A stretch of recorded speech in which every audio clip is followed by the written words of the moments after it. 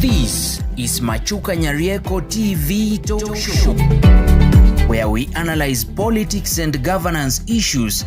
We focus on national, local, and international news. We examine the political way of our people, social and economic.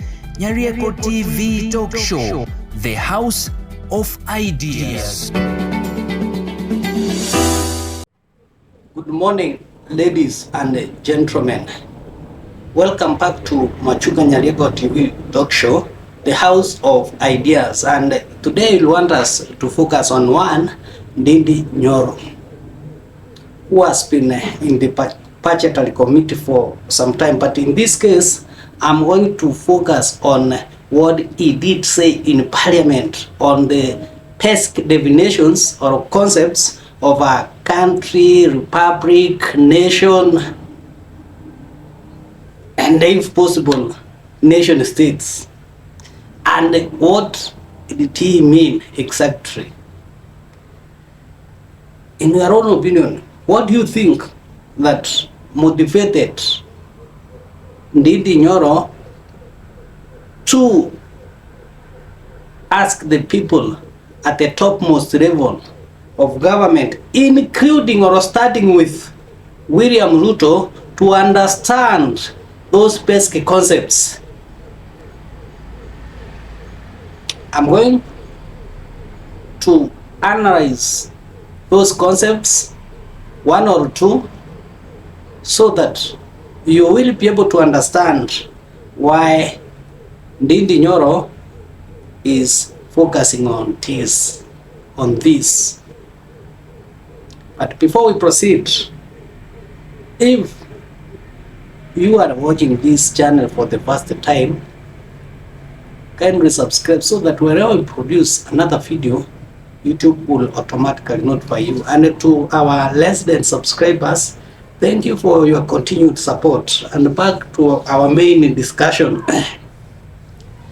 What do you think Ndindi Nyoro is lecturing the President of the Republic of Kenya, despite the fact that he made these remarks while he was in Parliament?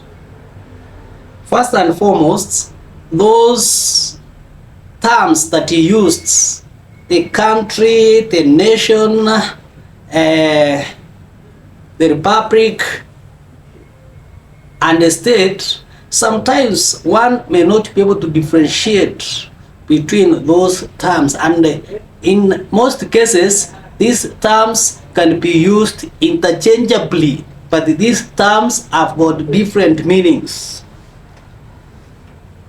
If you go back to what has been happening in the recent past,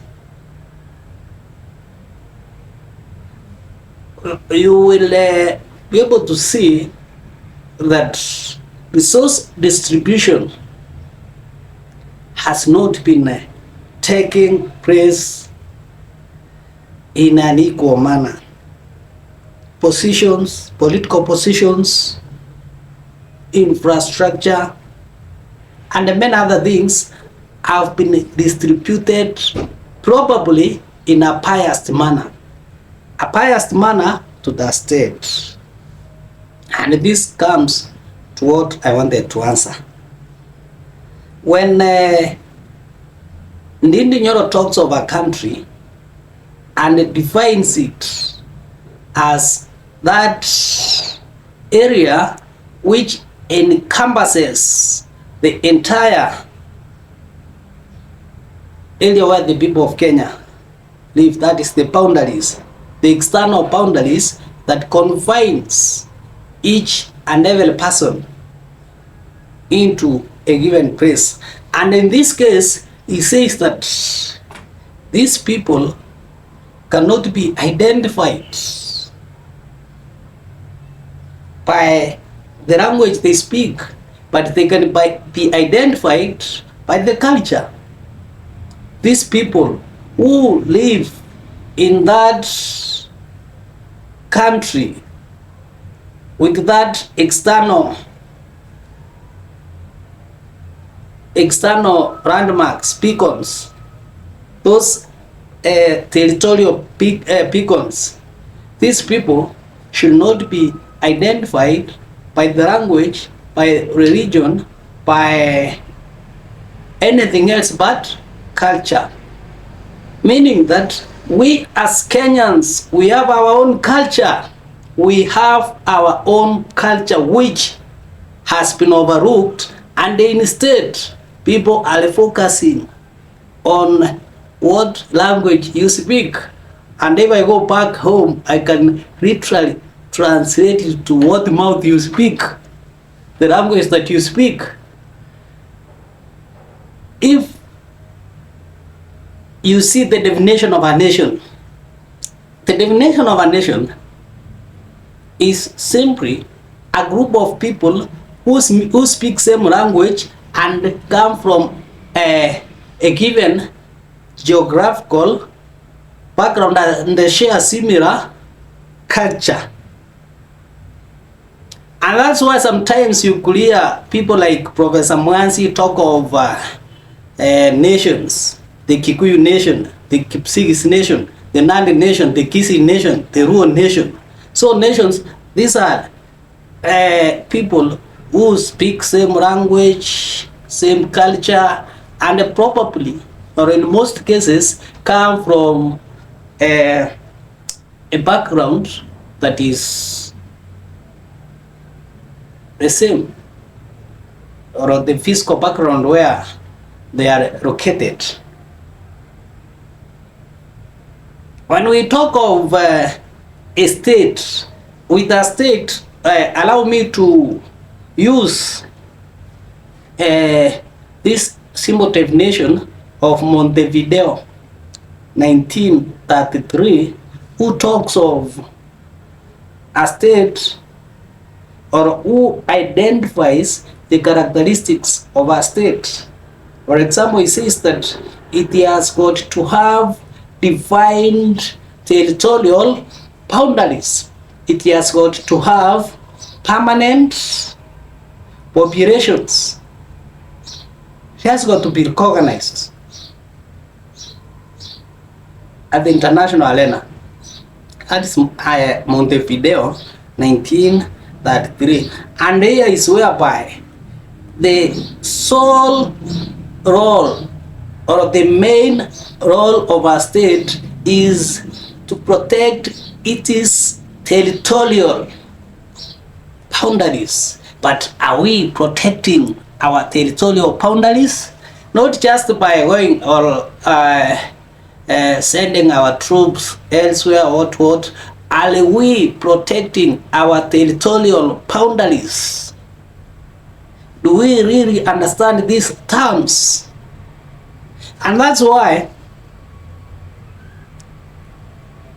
this Kiharu man is challenging William Ruto, actually telling him to go back to history books and read on these basic concepts and understand that the member for Kiharu constituency is within the territorial boundaries. He should not be considered depending on his language, but the culture of our people who are within the similar geographical boundaries of a country. One can also say that he's questioning the manner borders, those boundaries, the borders between Kenya and other neighboring countries are being treated. The most recent case is that of the northeastern, the boundaries, the border lines, how the policies, the foreign policies that the government is taking, probably giving an advantage to foreigners at the expense of the owners or the citizens. Now, how will one explain a situation whereby you lose opportunities because you come from a given nation.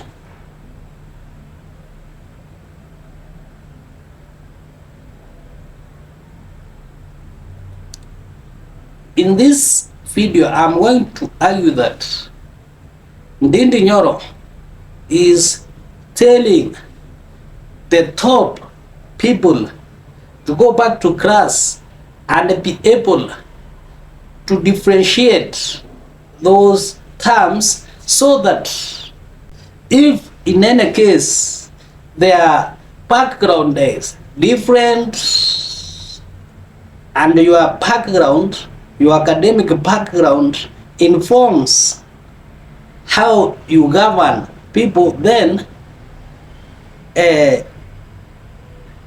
Ndindi Nyoro is telling you to go back to books, to go back to a history class, to political science class, and understand those simple concepts, so that the issue of dividing Kenyans will no longer emerge.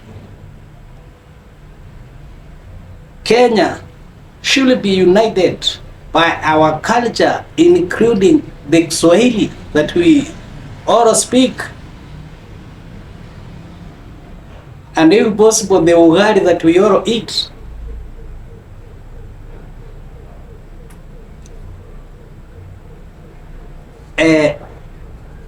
This is Machukanyarieko TV talk show, the house of ideas.